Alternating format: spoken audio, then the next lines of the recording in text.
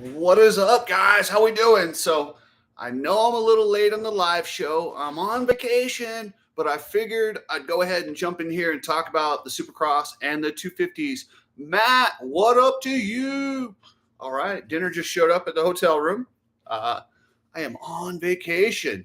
Uh, Moto 237. Yo, that was a pretty crazy night. Yes, it was. You can hear noise. What do you mean, Brian X? Am I not getting picked up on here? So sorry if the audio's bad. It is what it is, guys. We got to deal with it.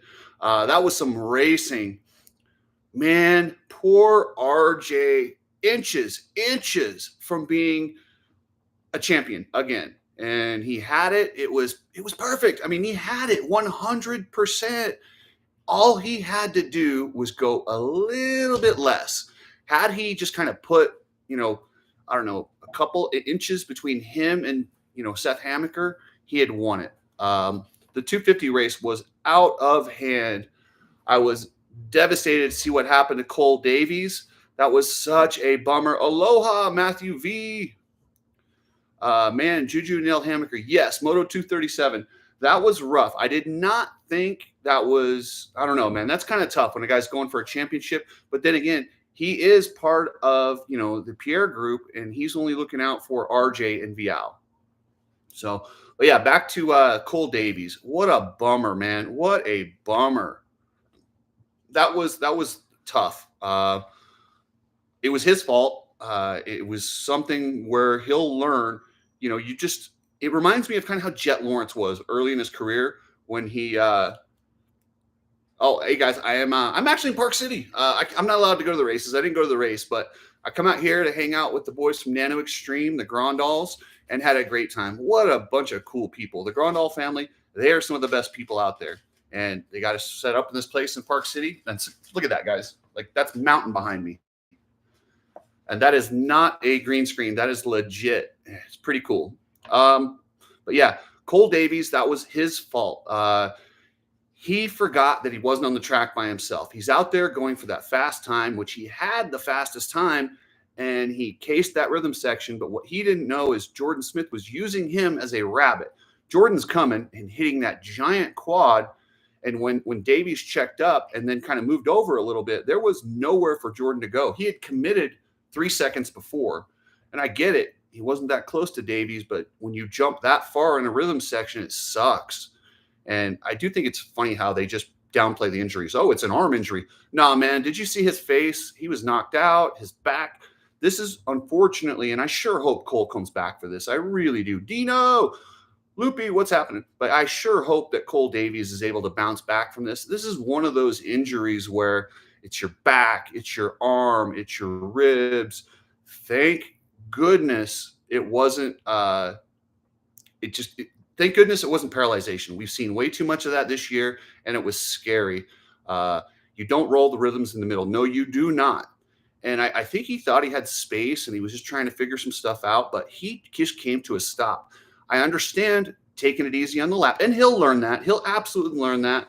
I bet you for the rest of his career, when he checks up in those rhythms, he at least holds his line and doubles out or gets off the track, because it's just, that was probably worst case scenario to just get pile drived by Jordan Smith. And Jordan had nowhere to go. Jordan absolutely had nowhere to go. So I'm glad it wasn't worse. And I guess we move on from that. How about RJ Hampshire in the heat race? Boy, anti-safety block got him. Then he wrapped up in the TV the TV cables. Oh, poor guy. I was stressing for him, but he got in that main event. And then did you see Christian Craig in practice? Anti-safety blocks. It is the dumbest thing in the world. I seriously cannot understand why on earth these teams allow them to put them on the downsides of these jumps. They agreed a few years ago, about 10 years ago, not to put them on the downsides of triples because they're too big of jumps. Well, dummies, these rhythm sections that they're jumping nowadays, because they're going so far, they're going further than the triples, but you still leave them on the downsides of those, and there's another jump right next to it. What do you say? Anti-safety, my left toe. I don't know what that means, Airtech. Anti-safety, your left toe. Yeah, maybe you want to work on that left toe. Doug Tundler, that reminded me of Mike Craig. And so what he's talking about is Houston in 1990. Mike Craig doubled the triple, or no, Denny Stevenson doubled the triple, cut over, and poor Mike Craig was already in the air and just damn near killed Denny Stevenson. They both were somewhat okay. I mean, it was a little better than what it is now, but yeah, it just sucks. But I couldn't believe that RJ battled all the way back, got himself into position to win this championship. And at that point, he didn't need to take down Hammaker. All he had to do was get past him. I understand he wanted to, do it with some emphasis and maybe create a little bit space. And maybe he didn't know the points in his head. I don't know. But yeah, Vialle, I mean, you can call it lucky, but you have to be in the race to get it. He was lucky, but he was also damn good. And now he's a 450 rider. So that is interesting, because what it's going to do is it's going to leave, there goes one more option for Tomac. They've been talking Tomac to KTM, and I'm sure he's probably ridden that bike, but now they got Vialle and they've got Plessinger. Now this company's on the verge of bankruptcy. Can they really go out and spend on Tomac for next year? I don't think so. So I think that kind of solidifies that that's happening. Dino, Tomac going to Suzuki? Possibly. You never know. At this point, I believe Tomac's going to go whatever bike he thinks that he's going to go with whatever bike he thinks he can win on. Laziest man alive. He said, Vialle was so surprised. I think he was. I absolutely think he was. Hey, Chris from Ride Strapped, my man. You guys got a celebrity in here. Chris Fulton. Such a cool dude. So thanks for checking in, Chris. I appreciate your passion for life, my man. CEO Trey, Tomac just going to stay at Star. He's not staying at Star. They don't have enough money. They don't have enough resources. JD, what's happening? Let's see, what was there? So Julian Bomer, man, he was so fast in that heat race. And I don't know what happened to him in the main. He was flying, and then he kind of fell back. I don't know if he got arm pump or the altitude. He just, I don't know. I expected him to actually make a run at Deegan. By the way, did anyone even notice Deegan was in this race? That had to have been the most uneventful race for Hayden Deegan that he's ever been in. What a great race for him, though, to go out there, win the championship last week, stamp it with a dominant win this weekend, heading into outdoors. The guy's a superstar. Even though he didn't get much camera time tonight, that's all right. Shout out to Jordan Smith. Is there anyone tougher than this guy to absolutely go out there and try and ride that heat race after that crash? I couldn't believe it. Laziest man alive. I do not have any updates on Cole. My only update is it was a bad. You see a guy look like that. It is going to be a laundry list. And I'm just really, really hoping this doesn't affect him long term. The kid is so talented. He was faster than everybody, and he looked like he was on a mission to go out there. And this is just unfortunate, man. The sport is absolutely dangerous, so dangerous. CEO Trey, if I'm Prado, I'm breaking my contract after this year and going back home. You know what? He might want to, because I don't think at this time in his career he's going to be able to figure out Supercross. It's tough, man. If you don't get to Supercross before the age of 23, it's really hard to learn that trade. It's a completely different sport than outdoor motocross. And now the Coonans, they're supposedly coming over next year, maybe not for the whole year, but what I was told is they're at least going to come over like Prado did and ride the first few Supercrosses and get some Supercross experience. So, man, TV wires. That was a weird one. That's only RJ gets caught in the TV wires. And then how about Justin Cooper? Damn near hitting the brakes multiple times. Finally, Cooper Webb was like, dude, just go. I can get 5th place. Like, just go past me and go get your podium. But he is like the teammate of the year. He was going to do anything he had to make sure Cooper Webb got at home. Dad bod did it. And I love that I think he had dad bod on the butt of his pants. The guy's awesome. He's an absolute savage. He's somebody who you can look at. If you're training your kids to race and they say, oh, well, I'm not as talented or this or that. You show them Cooper Webb and you say, you know what? You can make it. You can absolutely make it if you believe and grind and push. Now, Sexton, man, he has got to be. This is the championship that got away.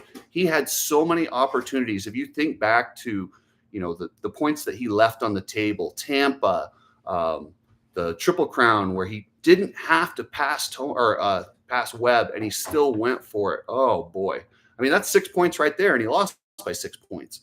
That could have been the one that decided it. And then that mud race where it looked like it was all done for Webb, and even Ricky Carmichael was like, "Oh, let him lap him so we can just finish the race," and he made that incredible last lap run. Wow, that was crazy.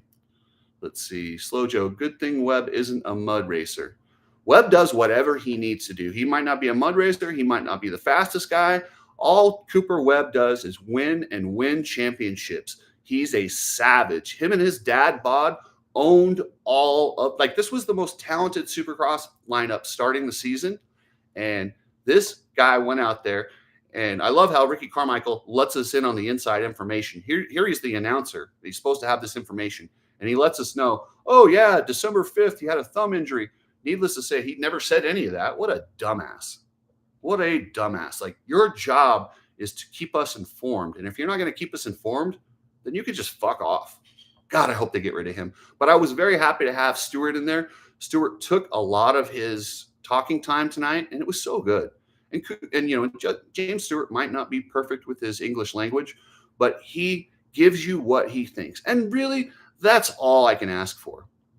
And Mike P40 AC needs to replace Ricky. He is goat shit in the booth. 100%. Yeah, 100%. I really hope they consider getting rid of him.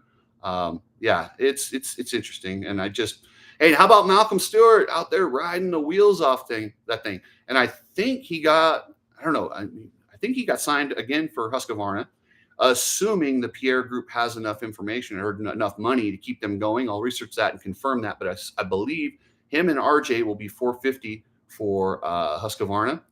And Stu is doing outdoors. Stu is signed for the whole season. They got this SMX League, which I thought was interesting when they handed the trophy to Cooper Webb. Mike Mewey called it the Supercross League. If you guys are familiar with leagues have profit sharing. Leagues have employees. Leagues take care of their people. So I don't know if that might have backed them in a corner if their CEO's out there calling it a league when it's actually a bunch of independent contractors racing in a series. It is not a league. A league is a whole different type of sport. So anyway, guys, I'm on vacation. I'm going to get going. But, Brian S. RJ needs to exit the 250 class. That's it, man. He's done. He is done with the 250 class. He is now a 450 rider for the rest of his career. He will be 450 if his wrist is good enough to go outdoors, which I believe it is. But yeah, he is a 450 rider from here on out. Did you not hear where someone had a concussion last week and they let him race? Yeah, they do it all the time. Meanwhile, they were so mad that Tom Vialle had his concussion and talked about it on the podium. They put him. He had to go through doctor oversight and get through some sort of weird concussion protocol. And it wasn't concussion protocol. It was, they just wanted to reprimand him for, getting up there and talking about it and making the series look bad. Yeah, you're right. It was Mitchell Harrison. He's the one that got KO'd by the Tough Block, which the Tough Blocks, they KO'd more people than Mike Tyson this year. I mean, they really did knock out a lot of guys, and it's nasty. So, see, Mitch Payton does not have any hair left, and the curse continues. The curse continues. Cooksey in Thailand. Nope, I am in Park City, Utah. I am not in Thailand. It'll be a few years. I would eventually like to go over there. That place is beautiful. I love it. And I might end up in Thailand at some point, but not in the near future. I'm here in America. I got some big stuff going on. Got my buddies at Nano Extreme changing how pain is dealt with. Almost all the top riders, a lot of the top riders are finding out about Nano Extreme and using it. They're not sponsored by it, but I mean, Hayden Deegan, his doctor Navarro allegedly is using it on him. So I'm telling you guys, try Nano Extreme. I got an interview with Coach Rob dropping this week. We recorded it on Friday. I'll be editing that up and dropping it early next week. And yeah, what an amazing Supercross season, Dino. Yeah. Let's see. Eric Franklin, Cooksey at Redbud this year. You know what? Never say never. I might. I think I have. Yeah, I have to look and see how that works. But I will be in disguise. But enough of you guys will see. Can't wait to hear Mattress thoughts. Yeah. Hey, I'll say this: Mattress does a decent job getting the post-race interviews and different stuff. So anyway, let's see. If you're in Thailand, don't forget to come to Cambodia. My country is next door. Yeah, that's a great little area, and I love that whole part of the world. A lot of really friendly people. It gets a bit of a bad rap. In America, they're like, "Oh, foreign countries are scary." When I was over there, man, it was nice and fun, and I'll tell you what, I really like that place. So anyway, hey guys, I'm gonna get back to my vacation. So thank you guys so much. Check out Ride Strapped, Precision Transport. And I am partnering with NIU. I'm giving away a motorcycle, an e-motorcycle. Love these things. And I'll do some breakdowns on it. And we'll be giving it away at the end of this year. So thanks, guys. I will catch you later.